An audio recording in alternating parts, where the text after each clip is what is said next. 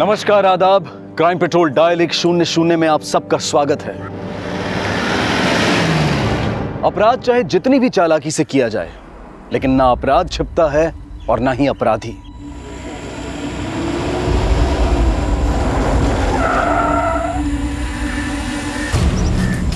जैसी करनी वैसी भरनी का सबक उन्हें भी मिलता है जो किसी और के किए को छुपाने का अपराध करते हैं। 26 मार्च 2016 को कानपुर के शास्त्री नगर थाने की पुलिस को एक अधजला शव मिला।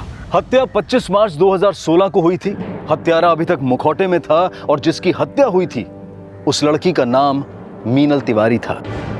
शव मिलने के 5 दिन बाद शव की पहचान मीनल तिवारी के नाम से कर ली गई थी। लेकिन इस घटना के 2 महीने बाद भी अपराधी की कोई लीड नहीं मिली थी और यह केस बैकलॉग में चला गया। लेकिन जून 2016 से कानपुर के हर्षनगर इलाके में कुछ नई वारदातों का सिलसिला शुरू होने वाला था, जिसका कनेक्शन मीनल तिवारी की हत्या से भी जुड़ा था।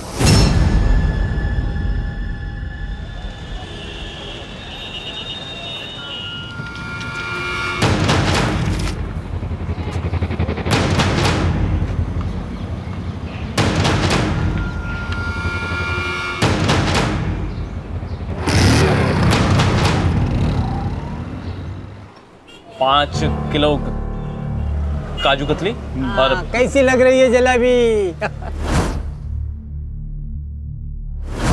5 किलो रसगुल्ला और 2 किलो रसभरी डाल देना। 2 किलो रस भरी। Uncle 5 kilo kaju katli, 5 kilo rasgulla, 2 kilo रस भरी पैक कर। कार्ड स्वाइप करते हो ना? जी। अरे यार चले।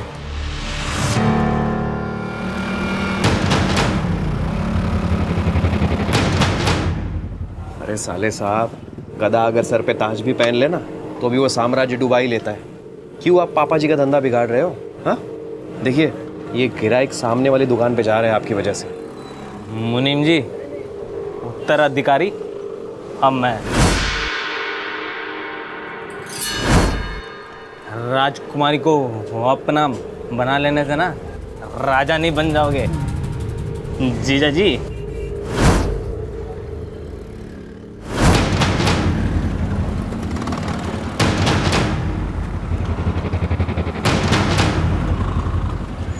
निकल!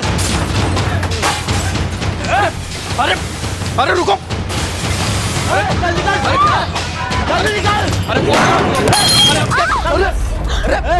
आज के बाद अगर इस दुकान में कोई भी कुछ खाया पिया ना तो सब पे टांगे तोड़ दूंगा, समझा?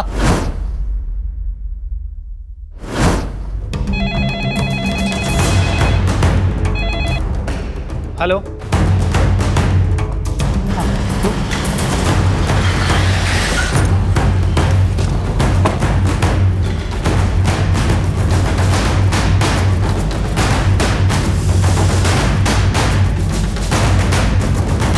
नहीं सर, हम कंप्लेन करना नहीं चाहते और ना केस करना चाहते हैं। आप घबराइए मत, वो लोग जो कोई भी थे हम उनके खिलाफ एक्शन लेंगे। नहीं, हम बात यही ख़त्म करना चाहते हैं और इस मामले में जिनका नुकसान हुआ है उनकी हम भरपाई कर देंगे ना। सर ये मामला यही रफा दफा कर दीजिए। सर वो कंप्लेन करें ना करें, लेकिन हमें करनी है। सर उन गुंडों को पकड़िए। देखिए बेवजह मेरी बीवी का सर फोड़ दिया। कौन थे वो लोग? आप पहचानते हैं उन्हें? नहीं सर, हम यहाँ किसी को नहीं जानते। हम तो यहाँ मिठाई लेने आए थे और 2 गुंडे आए वहाँ पे और धमकी देने लगे। कहने लगे कि इसके बाद इस दुकान पर कोई भी आया तो हम उसे मार देंगे, टांगे तोड़ देंगे। आप फिलहाल इन्हें हॉस्पिटल लेके जाइए, हम देखते हैं।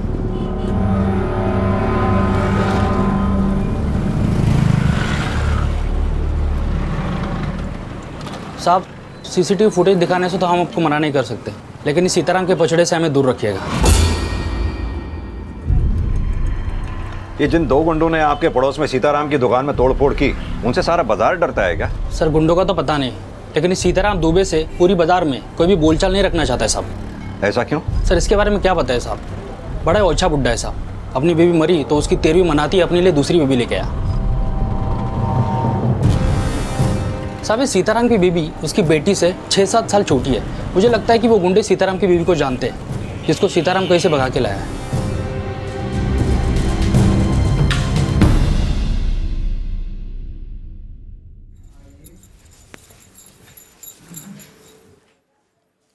लाइए हम कर देते हैं। नहीं, हम कर लेते हैं ना। हल्दी वाला दूध ले आए आपके लिए।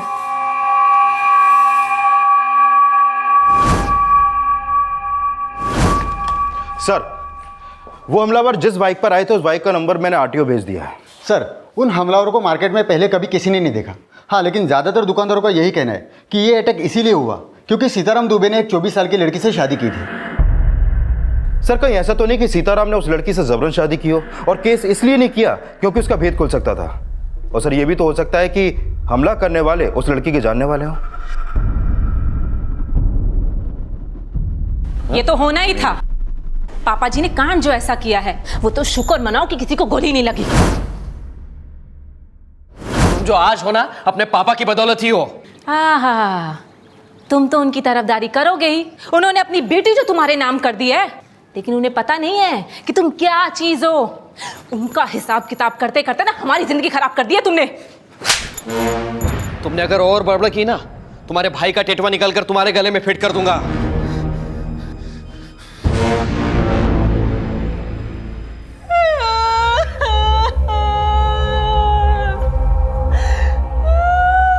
मम्मी, और जोर से अभी तक किसने सुना नहीं है। तो ये हम पे हाथ भी उठाने लगे।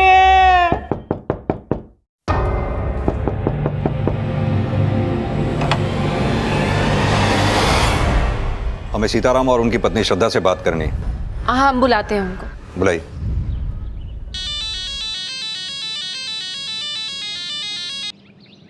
हाँ आदर्श। सर, हमने उन दोनों आदमियों को पकड़ लिया जिन्होंने सीताराम की दुकान पर हमला किया था। उनका बोलना है कि सीताराम की दुकान पर तोड़फोड़ करने का उनको पैसा मिला था। किसने दिया था पैसा उन्हें?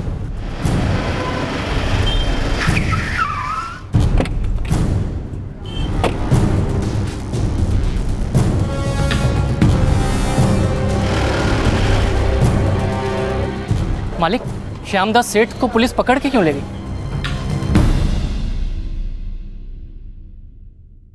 देखो, हमारी इतनी अवभगत मत करना, हमें ये अच्छा नहीं लगता है।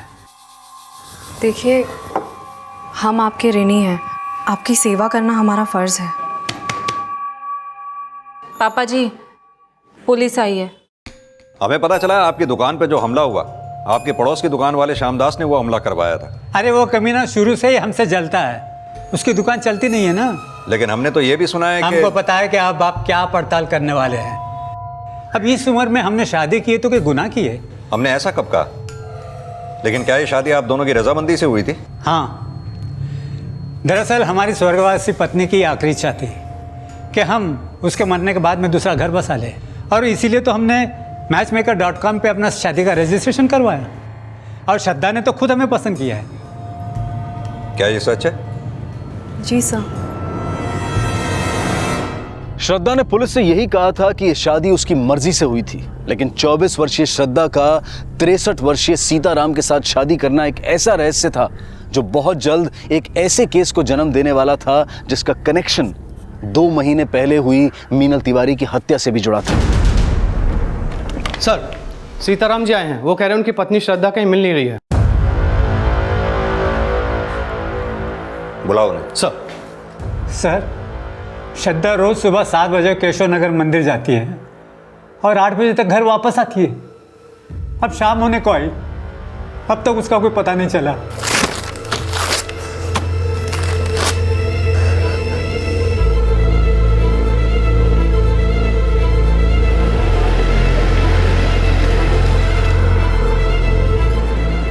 तुम लोग आसपास पूछताछ करो। ये लड़की यहाँ पर आए थे? हाँ साहब, ये लड़की रोज यहाँ आती है, लेकिन आज नहीं आई। इसके पति सीताराम जी भी इसके बारे में पूछ के गए।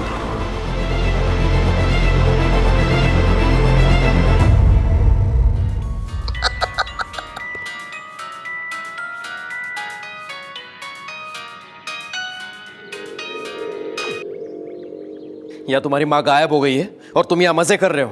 हाँ? जीजा जी, हमारी माँ तो महीनों पहले ही भगवान को प्यारी हो गई। अच्छा, तो तुम उनको अपनी माँ मानते ही नहीं हो ना? उल्टा पापा जी से जलते हो कि तुम्हारा ब्याह करने के बजाय उन्होंने अपना ब्याह कर लिया है। कि ऐसा तो नहीं कि तुमने ही सासू माँ को गायब कर दिया है? तुम्हें बहुत अफसोस हो रहा है ना? घी बुरे खिलाती थी तुमको वो? सर, श्रद्धा का फोन सुबह 7 बजे हर्षनगर में बंद हुआ, जहाँ पर सीताराम का घर है। मैंने भी मंदिर में पता किया, लेकिन वो आज सुबह मंदिर भी नहीं पहुंची। मंदिर और घर के बीच में उससे रिलेटेड कोई लीड भी नहीं मिली। श्रद्धा ने कहा था उसने सीताराम से शादी अपनी मर्जी से की थी। एक 24 साल की लड़की का 63 साल के आदमी से शादी करने का फैसला खुद का होगा। हो सकता है श्रद्धा इस शादी से खुश ना हो, इसलिए भाग गई हो। सर, गौतम नगर में श्रद्धा की माँ का घर है, लेकिन वो अपने मायके भी नहीं पहुंची। मैं श्रद्धा की माँ से मिलता हूँ, तुम सीताराम के घर उसके नौकरों से पूछताछ करो, शायद पता चले श्रद्धा क्या वाकई इस शादी से खुश थी या कहानी कुछ और ही है। सर,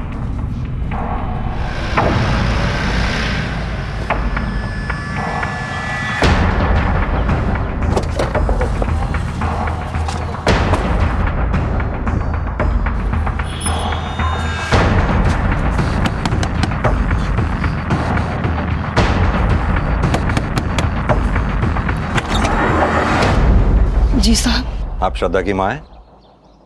जी हाँ साहब। श्रद्धा का कुछ पता चला क्या? अभी तो कुछ पता नहीं चला, लेकिन हमने सुना है श्रद्धा ने ये शादी अपनी मर्जी से की थी। क्या ये सच है? जी साहब। कहीं ऐसा तो नहीं आपने या श्रद्धा ने ये शादी सीताराम की दौलत देख के? नहीं साहब, बल्कि श्रद्धा की शादी उसकी मर्जी और उसकी खुशी से हुई थी। क्या कोई आपका ऐसा रिश्तेदार है जहाँ श्रद्धा जा सकती हो? ऐसा तो कोई रिश्तेदार नहीं है साहब। हाँ, बस उसका एक छोटा भाई है, संकल्प। कहाँ है वो? वो सीताराम जी के यहाँ ही नौकरी करता है। मालिक, श्रद्धा दीदी का कुछ पता चला क्या? हमसे क्या पूछता? मुनीम जी से पूछ, वही रखते हैं खबर उसकी। तो श्रद्धा ने शादी के बाद अपने भाई को सीताराम के यहाँ नौकरी दिलवा दी? जी नहीं साहब, वो शादी के पहले भी वही नौकरी करता था।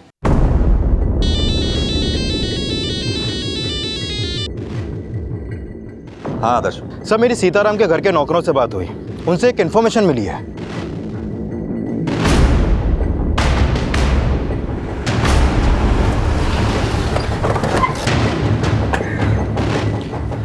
सर, सीताराम के पुलिस स्टेशन आने से पहले ही उनकी बेटी ने उनसे बोला था कि श्रद्धा किडनैप हुई थी।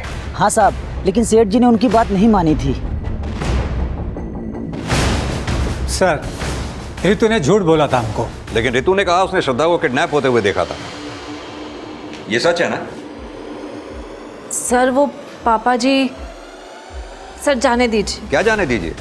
जो भी बात है साफ साफ बोलिए। सर, आप चुप रहिए। आपने श्रद्धा को किडनैप होते हुए देखा था? हाँ सर, लेकिन पापा जी ने हमारी एक बात नहीं सुनी। वो तो हमें झूठा समझते हैं। इनको तो हमारी किसी बात पे यकीन नहीं होता।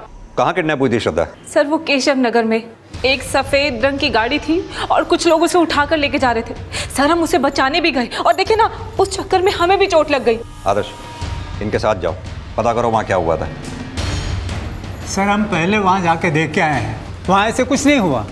रितु झूठ बोल रही है। लेकिन आपकी बेटी झूठ क्यों बोलेगी? ये उसकी आदत में है, मनगढ़ंत कहानियाँ सुनाते रहती है ताकि ये उसकी बकवास सुनकर हम उसको अहमियत दें। हाँ अंकल, मम्मी ऐसा इसलिए करती है क्योंकि वो भी हमारे तरह अकेले हो गए, कोई उससे बात भी नहीं करता।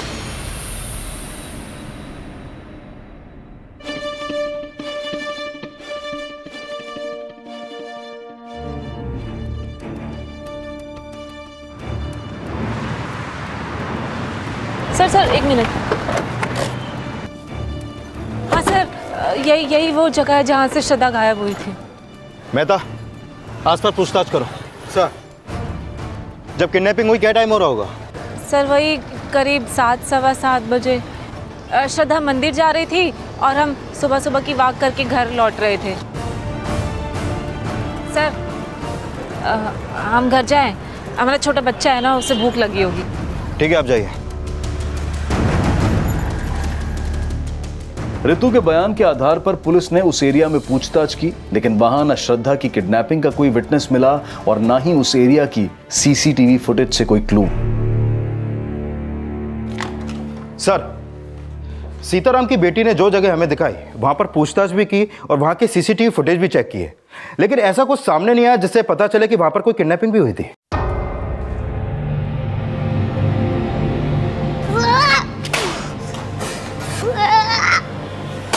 अरे चिंटू क्या कर रहा है, क्या कर रहा है तू? नहीं बेटी ये अरे ये कैसा सुनो चिंटू, क्या है? शांत हो जाओ।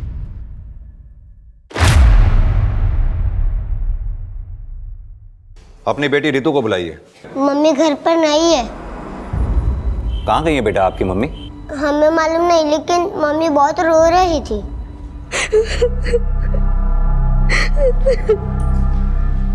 मम्मी, या तो कोई नहीं है, आप किसको दिखाने के लिए रो रही हो?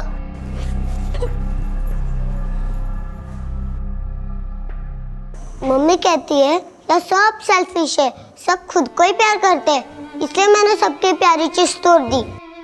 इनकी वजह से कोई किसको टाइम भी नहीं दे पाता है। रितु को फोन लगाइए, हमें उससे बात करनी है।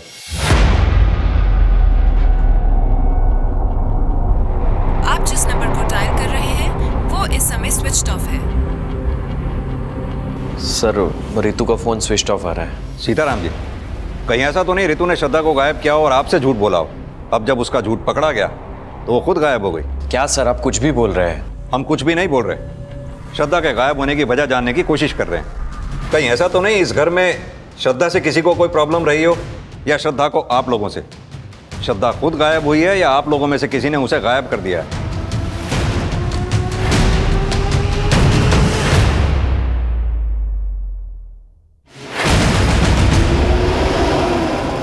श्रद्धा की फिलहाल कोई लीड नहीं थी, लेकिन जल्द ही रितु का गायब होना भी रहस्य बन गया और एक चौंकाने वाला खुलासा हुआ।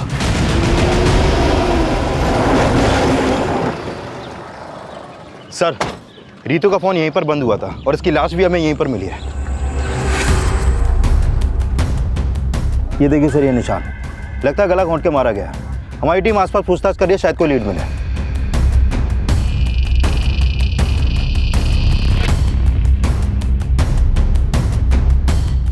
फॉरेंसिक टीम कब तक आ रही है? बस आने वाली है सर। सर, इन्होंने रितु के साथ यहाँ किसी औरत को देखा था। पहले तो इस औरत को हमने यहाँ अकेला देखा था।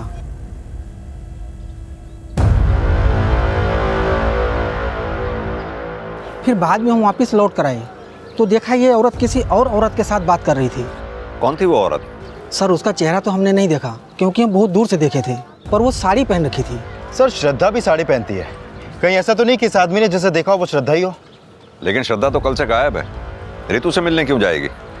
सर, हो सकता है श्रद्धा गायब ना हो और रितु के झूठ का कोई राज हो। तिवारी, कहीं ऐसा तो नहीं इस राज का कनेक्शन रितु के मर्डर से हो?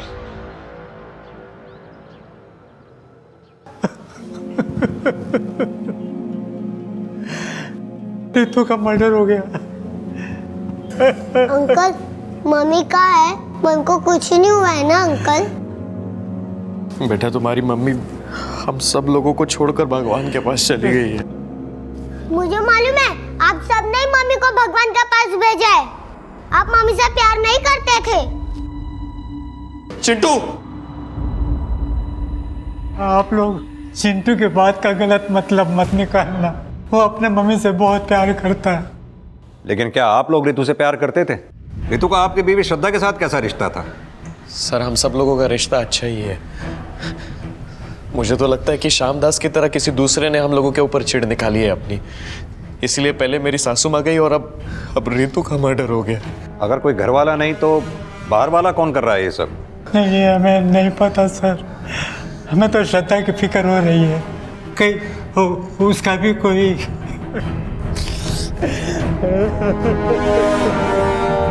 सर, ये बाहर वाले नहीं, किसी घर वाले का ही काम लगता है। मैंने सीताराम के घर के आस पड़ोस में भी पूछताछ की। प्रॉब्लम उस फैमिली में है, वहाँ किसी की किसी से नहीं बनती। लेकिन घर वाला ऐसा कौन होगा जिसका श्रद्धा को गायब करके रितु के मर्डर से कोई फायदा हो?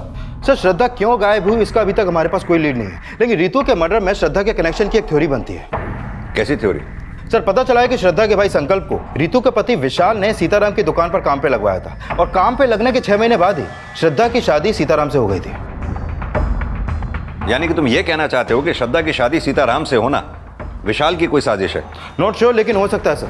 और ये भी हो सकता है कि इस राज का पता सीताराम की बेटी रितु को भी चल गया हो। तो तुम्हारे कहने का मतलब है कि रितु के साथ जो औरत देखी गई थी वो श्रद्धा थी और श्रद्धा ने रितु का मर्डर विशाल के इशारे पे किया होगा।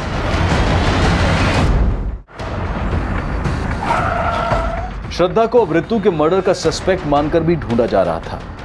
श्रद्धा के भाई संकल्प से भी पूछताछ की जा रही थी। और सीताराम श्रद्धा की शादी और ऋतु की हत्या में विशाल श्रद्धा की मिली भगत को भी खंगाला जा रहा था। और ऋतु की पोस्टमार्टम रिपोर्ट इसके संकेत भी दे रही थी। सर, ये ऋतु की पोस्टमार्टम रिपोर्ट, इस रिपोर्ट के मुताबिक उसकी हत्या उसका गला घोंटने से की गई और सर उसकी बॉडी पर ऐसे चोट के निशान भी मिले हैं जो उसकी हत्या से पहले के हैं। सर हो सकता है ऋतु घरेलू हिंसा का शिकार हुई हो। मुझे मालूम है, आप सबने ही मम्मी को भगवान के पास भेजा है। आप मम्मी से प्यार नहीं करते थे। ऋतु के बेटे ने जिस तरह से रिएक्ट किया था, उसे देखकर तो ये लगता है कि ऋतु के अपने हस्बैंड के साथ रिलेशन ठीक नहीं थे। आई एम श्योर सर, ऐसा ही है। मैंने सीताराम के घर के नौकरों से पूछताछ की तो पता चला कि ऋतु श्रद्धा से चिढ़ती थी और इसका कारण विशाल और श्रद्धा का अफेयर हो सकता है। सर तो हो सकता है ऋतु के साथ जिस औरत को देखा गया था वो श्रद्धा ही हो। एक काम करते हैं, ऋतु के हस्बैंड विशाल और उसके बेटे चिंटू से ऋतु के बारे में बात करते हैं, शायद कुछ पता चले। सर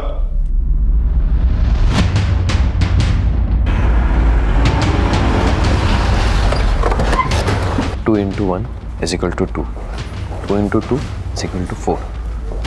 हमें आप दोनों से कुछ बात करनी है। जी सर। चिंटू बेटा, डरो नहीं, जो भी जानते हो खुल के बताओ। क्या आपके पापा आपकी मम्मी को मारा करते थे?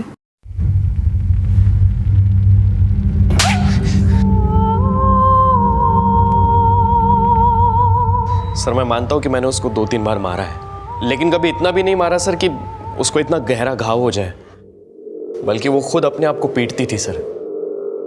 ऋतु खुद अपने आप को क्यों पीटेगी?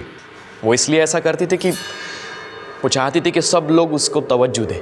लेकिन तुम्हारा बेटा तो बोल रहा है कि तुम ऋतु को मारा करते थे। सर वो तो खुद अपनी माँ की देखम देख में अपने आप को चोट लगा लेता था। उसने कुछ दिनों पहले अपने हाथ को चोट लगा दी थी। सर वो भी यही चाहता था कि सब लोग उसके आओ भगत में लगे रहें। चाहिए तो पूछ लीजिए सर आप उससे। चिंटू बेटा, आपको डरने की कोई ज़रूरत नहीं। जो कुछ भी आप जानते हो सच सच बताओ, हम आपसे कुछ नहीं कहेंगे। हाँ अंकल, हमने ही अपने हाथ पे चोट लगाई थी। रितु, इसे केसर का दूध पिला देना। पापा जी, डॉक्टर ने पहले बोला है उसे खाना खिलाने के लिए और उसी के बाद तुरंत दवाई। ये इसे खाना खिला देते हैं ना? नहीं, हम अपनी मम्मी के हाथ से ही खाना खाएंगे।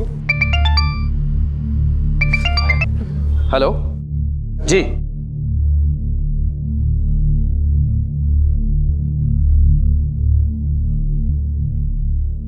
ये चोट तुमने अपने आप लगाई है ना?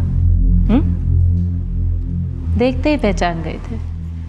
आखिरकार खून तो अपनी माँ का ही हो। हाँ?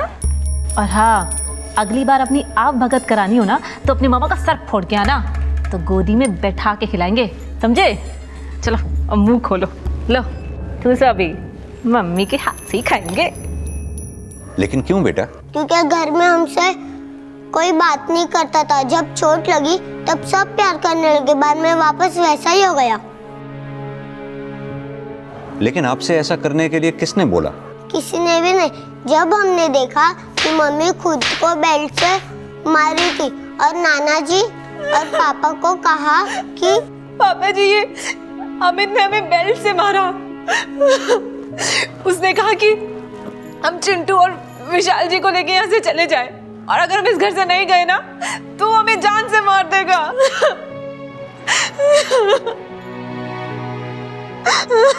फिर नाना जी ने मामा को बहुत पीटा और मम्मी से प्यार से बात करने लगे।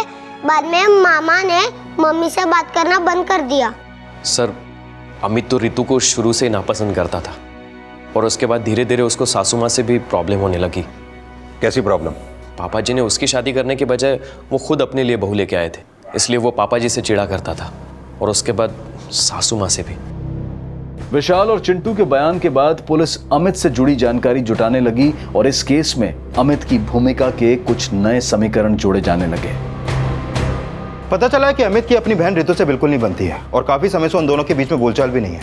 और सर ये भी पता चला है कि पिछले 2 साल से सीताराम अपने बेटे अमित की शादी करवाने की कोशिश कर रहे हैं, लेकिन अमित के हकलाने की प्रॉब्लम की वजह से हर लड़की उसे रिजेक्ट कर देती है। वो हमें रिजेक्ट नहीं करती थी, हम उन्हें रिजेक्ट करते थे। क्यों? तुम शादी नहीं करना चाहते थे क्या? अच्छी लड़की मिलेगी तो ज़रूर करेंगे सर, लेकिन अभी तक मिली नहीं। लेकिन तुम्हारे पापा जी को तो मिल गई थी। क्या खाक मिल गई थी? एक नंबर की लालची थी। उसने पापा जी से नहीं, उनकी दौलत से शादी की। लेकिन तुम्हारे पापा जी को तो लगता था कि वो सठा गए सर। हमें तो लगता सर कि वो श्रद्धा पापा जी को चूना लगाकर भाग गई, और पापा जी किसी को बता नहीं रहे हैं क्योंकि उनकी इज्जत पर बात है ना। अगर ऐसा था तो तुम्हें कैसे पता चला? हम पापा का चेहरा पढ़कर समझ गए। चेहरा तो तुमने अपनी बहन का भी पढ़ लिया होगा। सुना है बड़ी प्रॉब्लम थी तुम्हें ऋतु से। उससे तो सभी को प्रॉब्लम थी सर, और सबसे ज़्यादा जीजा जी को। दीदी को धोखा दे रहे थे। कैसा धोखा? हमने बताया ना सर, श्रद्धा बहुत चालाक लड़की थी सर। एक तरफ हमारे जीजा जी से चक्कर चला रही थी, और दूसरी तरफ मौका देखते ही पापा जी को लूट कर भाग गई। साहब, श्रद्धा अपने सारे गहने जेवर यहीं छोड़ के चली गई, और आप ये कहते कि उसने हमको चूना लगाया? हम नहीं कह रहे, आपके बेटे ने कहा है। वो श्रद्धा पापा जी को चूना लगाकर भाग गई। ऐसा कुछ नहीं हुआ साहब। आपके बेटे अमित और दामाद विशाल, इनके बारे में आपकी क्या राय है? क्या इन्होंने ये कांड किया होगा? साहब, ना तो ये कांड हमने किया है, ना हमारे दामाद या बेटे ने। ये जरूर किसी बाहर वाले का काम है। फिलहाल इस केस में पुलिस को किसी भी बाहर वाले का हाथ होने का कोई क्लू नहीं मिला था। शक के घेरे में अब तक सिर्फ घर वाले थे। सीताराम, अमित, विशाल सब रडार पर थे, और इसी दौरान पुलिस को एक ऐसी इंफॉर्मेशन मिली जिसने इस केस का रुख ही बदल दिया। सर, जिस दिन श्रद्धा गायब हुई उसी शाम मीरपुर पुलिस को एक लाश मिली थी। उस लाश की पोस्टमार्टम रिपोर्ट के मुताबिक उसकी हत्या उसके सर पे किसी भारी चीज से वार करने से की गई, और फिर उसका चेहरा जला दिया गया। और सर, पोस्टमार्टम रिपोर्ट के मुताबिक उसकी उम्र 24 साल के आसपास की होगी। और सर, उसके पास से सीताराम की मिठाई की दुकान का विजिटिंग कार्ड भी मिला था। ये श्रद्धा के घर वालों को शिनाख्त के लिए बुलाओ। बोलिए। क्या बोलिए सर, इसका तो चेहरा भी जला हुआ है, कैसे पहचानेंगे कि ये श्रद्धा है? इस बॉडी के चेस्ट में राइट साइड में एक तिल है। ये क्या श्रद्धा की बॉडी पे ऐसा कोई तिल था? इसके बारे में तो हमें कुछ नहीं मालूम। सर, कोई प्रेग्नेंट लड़की मरे तो उसके जांच से ये पता चल सकता है कि वो प्रेग्नेंट थी। श्रद्धा प्रेग्नेंट थी? जी सर, दरअसल पापा जी, सासू माँ ने मुझे नहीं, मेरा मतलब है कि ऋतु को इसके बारे में बताया था। ऐसा ऋतु ने मुझे बताया था। जी, ये लड़की तो प्रेग्नेंट नहीं थी। सीताराम जी, हाँ, क्या श्रद्धा प्रेग्नेंट थी? इसके बारे में हमें कुछ पता नहीं है। हाँ, शायद हमारी बेटी को बताया हो।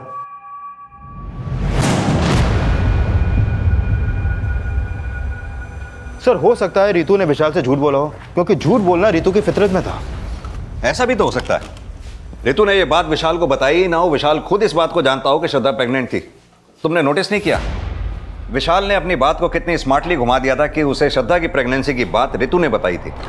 सर, मैंने श्रद्धा की माँ से भी बॉडी की शिनाख्त करवाई, लेकिन उसने भी मानने से मना किया कि वो बॉडी श्रद्धा की है। और सर, उसने ये भी कहा कि श्रद्धा की चेस्ट पे कोई तिल नहीं था।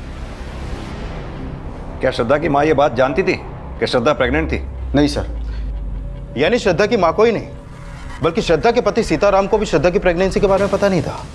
मुझे लगता है अगर श्रद्धा प्रेग्नेंट रही होगी तो जरूर वो सीताराम की वजह से तो नहीं रही होगी। तो सर, क्या अमित का शक सही था? वाकई में विशाल और श्रद्धा के बीच में कोई अफेयर रहा होगा? हमें चाकू दिखा के नाटक कर रहा था ना। अब तो हम तो पक्का जान चुके हैं कि श्रद्धा रानी पापा जी की नहीं, आपकी रानी थी। वो देखो अमित, हमारा मुंह मत खुलवाओ, नहीं तो क्या? बकवास बंद करो। क्या? हाँ, क्या कर लेंगे? अगर श्रद्धा और विशाल का अफेयर था तो श्रद्धा कहाँ है ये विशाल को जरूर पता होगा। विशाल पे नजर रखो, श्रद्धा के भी पास प्रेजेंट को अच्छी तरह से खंगालो। श्रद्धा गायब नहीं हुई है, शायद कहीं छुपी हुई है। सर माना श्रद्धा कहीं छिपी हुई है, लेकिन मीरपुर पुलिस को जो डेड बॉडी मिली है, अगर वो श्रद्धा की नहीं है तो उसके पास से सीताराम स्वीट्स के विजिटिंग कार्ड मिलने का क्या राज है? इस केस में ऐसे कई और राज भी थे जो परत दर परत खुलने वाले थे, लेकिन जल्द ही मीरपुर पुलिस ने उस बॉडी की पहचान पता कर ली जिससे पहले श्रद्धा की लाश समझा जा रहा था। बॉडी का डीएनए होना अभी बाकी था, लेकिन लड़की की पहचान सोनम शर्मा के नाम से उसकी मां मीनाक्षी शर्मा द्वारा की गई। जब हर्षनगर पुलिस सोनम की मां मीनाक्षी से मिली तो सामने आया कि सोनम का सीताराम स्वीट्स में भी अक्सर आना जाना था। मीरपुर पुलिस को इस लड़की की लाश मिली थी। उनका कहना है इस लड़की का अक्सर आपकी दुकान पर आना जाना था। सर यहाँ तो रोज कई ग्राहक आते जाते रहते हैं, अब पता नहीं ये आती थी या नहीं। सर, इस लड़की को हमने कई बार यहाँ देखा है। वो बड़े मालिक से मिलने आई थी। तुम श्रद्धा के भाई संकल्प हो ना? जी जी। बड़े मालिक कौन? सीताराम? जी सर। उनसे क्यों मिलने आती थी? अब ये तो हमको नहीं पता सर। अच्छा, हमें पता चला है सीताराम के दामाद विशाल ने तुम्हें यहाँ नौकरी पे रखवाया था। क्या विशाल श्रद्धा को पहले से जानता था? नहीं सर, वो हमको जानते थे और हमको ये बात समझ में नहीं आई कि श्रद्धा दीदी ने बड़े मालिक से शादी क्यों की। हम तो शादी के खिलाफ थे और माँ दीदी के सामने हमारी एक भी नहीं चली। ठीक है, जाओ। हेलो सर, श्रद्धा के बारे में गौतम नगर पुलिस स्टेशन से एक इन्फॉर्मेशन मिली है। गौतम नगर? ये तो वही जगह है जहाँ श्रद्धा अपनी माँ के साथ रहा करती थी। Yes sir. सर, श्रद्धा की माँ ने 2 महीने पहले उसकी मिसिंग कंप्लेंट करवाई थी, लेकिन उसके अगले ही दिन उसने वो वापस ली। पता करो श्रद्धा की माँ ने वो कंप्लेंट वापस क्यों ली थी और श्रद्धा उस दौरान थी कहाँ पर। Yes sir. और सोनम और सीताराम के कनेक्शन का भी पता करो। हो सकता है रितु और सोनम के मर्डर और श्रद्धा के गायब होने का आपस में कोई कनेक्शन हो। सर, इन कनेक्शंस का कनेक्शन जल्द ही मीनल तिवारी से भी जुड़ने वाला था, जिसकी हत्या 2 महीने पहले हुई थी। और पुलिस को यह भी पता चल गया था कि 2 महीने पहले श्रद्धा की मां द्वारा श्रद्धा की मिसिंग कंप्लेंट फाइल करने की वजह क्या थी।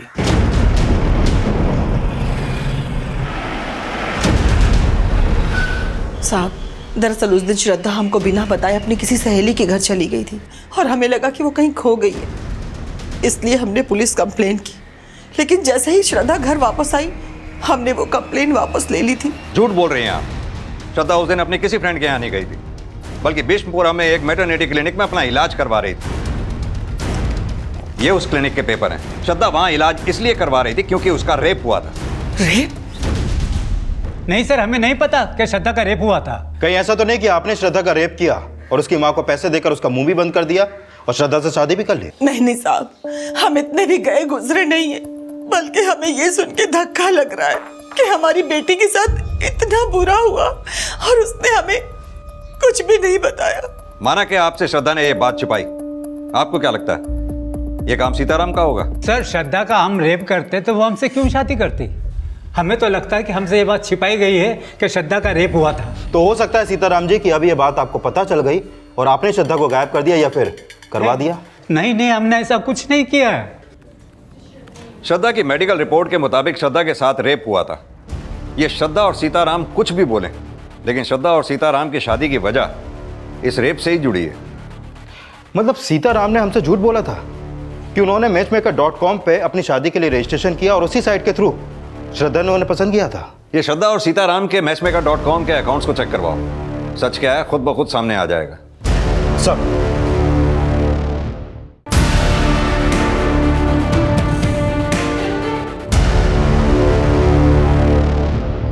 मैचमेकर.com पर सीताराम का तो अकाउंट है, लेकिन उस साइट पर श्रद्धा का कोई अकाउंट नहीं है।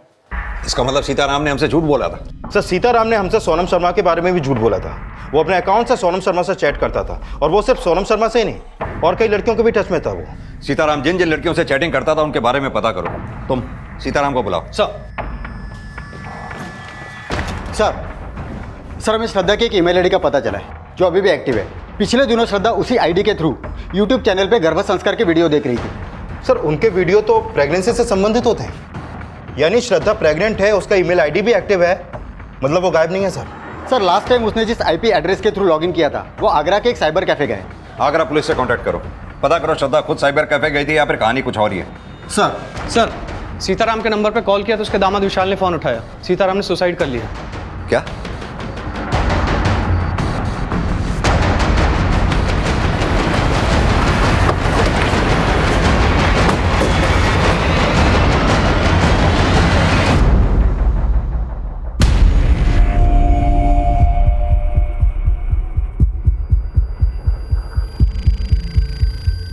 सीताराम दुबे स्वीकार करता हूँ, मेरी वजह से श्रद्धा की ज़िंदगी बर्बाद हुई और मैं कई और लड़कियों का दोषी हूँ। मैं अपना गुनाह कबूल करता हूँ, इसलिए आत्महत्या कर रहा हूँ। सीताराम दुबे। क्या सीताराम ने वाकई आत्महत्या की थी? फिलहाल इसकी जांच चल रही थी, लेकिन सुसाइड नोट में श्रद्धा के अलावा जिन लड़कियों का नाम आया था वो कौन कौन थी? सर, सीताराम के मैट्रिमोनी अकाउंट से उनकी जिन जिन लड़कियों से चैटिंग होती थी उसमें सोनम के अलावा एक मीनल तिवारी नाम की भी लड़की थी, और 2.5 महीने पहले मीनल की भी हत्या उसी तरीके से हुई जिस तरीके से सोनम की हुई थी।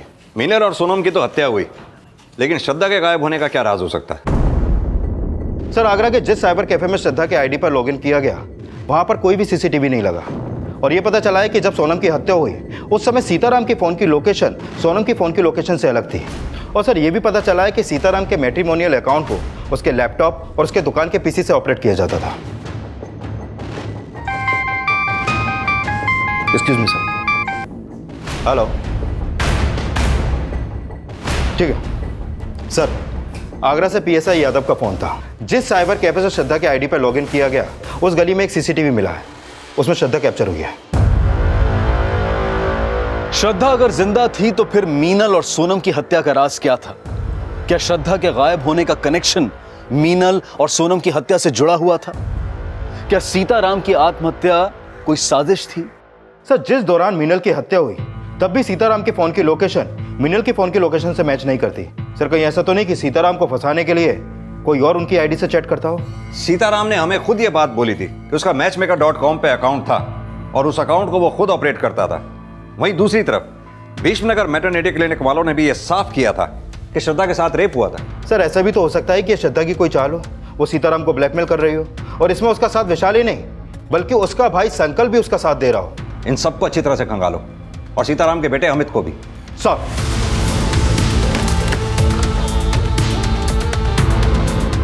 पुलिस हर सस्पेक्ट को खंगाल रही थी और जल्द ही श्रद्धा को आगरा के एक आश्रम से अरेस्ट कर लिया गया।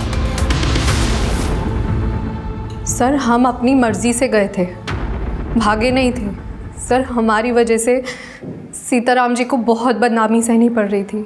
2 महीने पहले तुम्हारे साथ दुष्कर्म हुआ, हाँ या ना?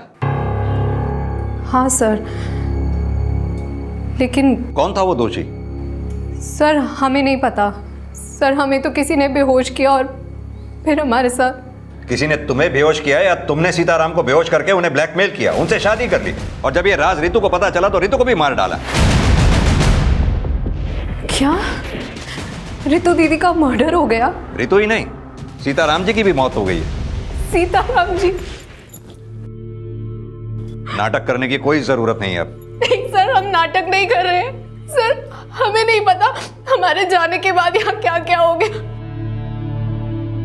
श्रद्धा अपने बयान पर कायम रही कि ना तो वो ये जानती है कि उसका रेप किसने किया था, और ना ही रितु के मर्डर और सीताराम की मौत के बारे में उसे कुछ पता था। लेकिन ये साफ था कि वो प्रेग्नेंट थी, और उसकी इस हालत को देखते हुए फिलहाल पुलिस ने उसे रिहा कर दिया। लेकिन पुलिस को जल्द ही इस केस में एक स्ट्रॉन्ग लीड मिली। सर, सीताराम की आईडी से जिन लड़कियों से चैटिंग की जाती थी उनमें से एक लड़की से मेरी बात हुई। ये उसकी फोटो, इसका नाम आकांक्षा है। इससे सीताराम मिला था? हाँ सर, वो इससे अमित के किए की माफी मांग रहा था, क्योंकि सीताराम का अकाउंट अमित ऑपरेट करता था, और जहां पर मीनल और सोनम का मर्डर हुआ वहां भी अमित का फोन एक्टिव था।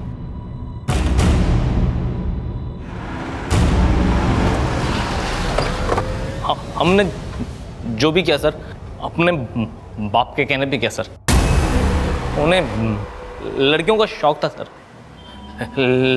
लेकिन हमने किसी को मारा नहीं सर, उसी ने मारा। इसीलिए तो उसने सुसाइड की सर। उन्होंने सुसाइड इसलिए की क्योंकि वो तुम्हें बचाना चाहते थे। तुम्हारा किया अपने सर पर लेकर मर गए और तुम अभी भी उन्हें कोस रहे हो। झूठ बोल रहे सर, झूठ बोल रही है। नहीं सर, हमारे सच का सबूत हमारे पेट में पल रहा है। इसी ने हमारे साथ रेप किया था। अमित की पहले से ही हम पर गंदी नजर थी, और फिर एक दिन हमारे साथ हमने वो बातें सीताराम जी को जाकर बताई, और हमने कहा कि हम अमित को जेल पहुंचाएंगे। लेकिन फिर वो हमारे सामने गिड़गिड़ाने लगे। सीताराम जी ने हमसे कहा कि वो हमसे शादी कर लेंगे, और जब हमने अपनी माँ को ये बात बताई तो उन्होंने भी इस रिश्ते के लिए हाँ कह दी। झूठ बोल लेके चलो से। सर जी झूठ बोल रहे सर। चल।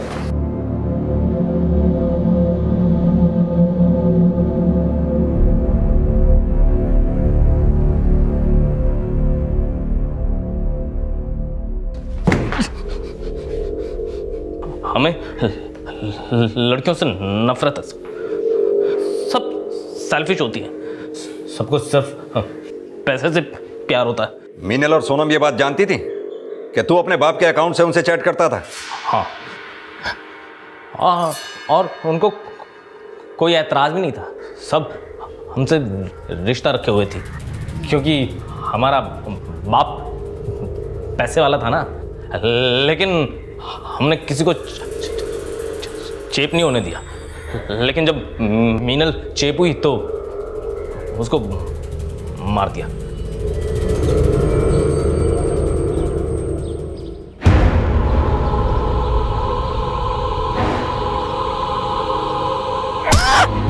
और जब सोनम हुई तो उसको भी।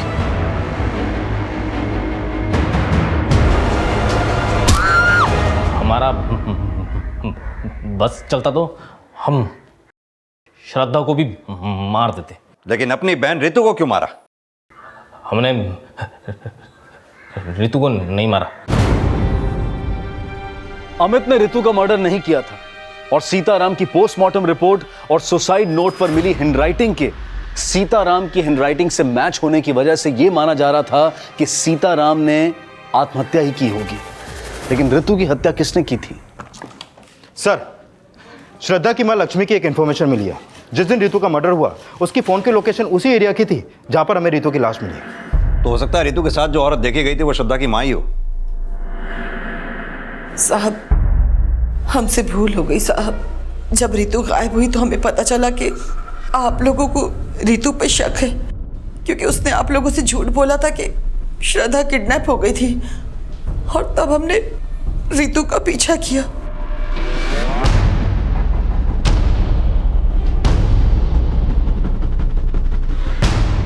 आप यहाँ पे क्या कर रहे हैं? मेरी श्रद्धा कहाँ है? हमें नहीं पता कि श्रद्धा कहाँ है। आप हमसे क्यों पूछ रही हैं? देखो, मैं फिर से तुमसे पूछ रही हूँ और अच्छे से पूछ रही हूँ कि श्रद्धा कहाँ है, तुम बता दो मुझे। हम नहीं जानते कि श्रद्धा कहाँ है। तू बोलेगी कि नहीं? अरे मेरा हाथ छोड़ो, क्या कर रहे हो? साहब, तब हमें अपनी बेटी की फिक्र थी, इसलिए। तुम्हें अपनी बेटी की फिक्र थी कब? उसका रेप हो गया, उसे इंसाफ दिलाने के बजाय उल्टा उसी घर में ब्याह दिया जिस घर में उसका रेपिस्ट रहता था।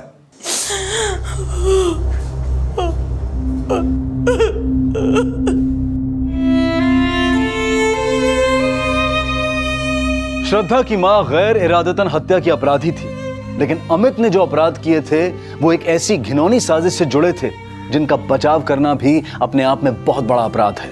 और सीताराम की आत्महत्या उसी कायरता का परिणाम थी जो वो लगातार अमित के अपराध छिपाकर करता आ रहा था। हम उम्मीद करते हैं कि चिंटू का भविष्य उन अपराधों से बेअसर रहे जिसका भागीदार कहीं ना कहीं उसका पूरा परिवार था।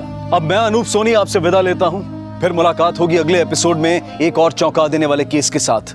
तब तक अपना और अपने परिवार का ख्याल रखें और देखते रहें क्राइम पेट्रोल डायल 100। सबक एक को सीख हम सबको। जय हिंद।